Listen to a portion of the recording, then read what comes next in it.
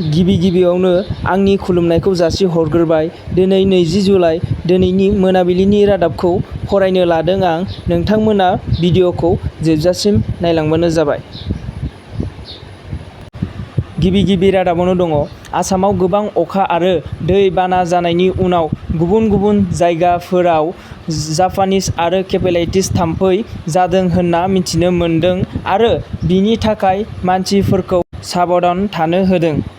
नैथि रादाबानो जादों, आसामाव मुस्लिमफोरनि अनजिमाया बारानिफ्राय बारा जाबोगासिनो। इन्डियानि सेन्सास बायदिबा 2010 आरो 2011 मायथाइनि सेन्सास बायदिबा आसामाव 36% मुस्लिमफोरा दंसै होनना मिथिनो मोन्दों। थामथि रादाबावनो दङ, इन्डियानि बोथोर बिगियाना फोरमायनाय बायदिबा दिनैनिफ्राय सानबा आरो आसामाव अखा हाफिनगोन होननानै मिथिनाय जादों आरो मिथिनाय जादों दि आसामाव गोबां अखा दं होनना मिथिनाय जादों। ब्रैथि खौराङावनो दं, बे समाव बर' सावथुन नायना मोजां मोनग्रा रायजो राजाफोरनिसिम मोनसे गोजोनथाव खौरां।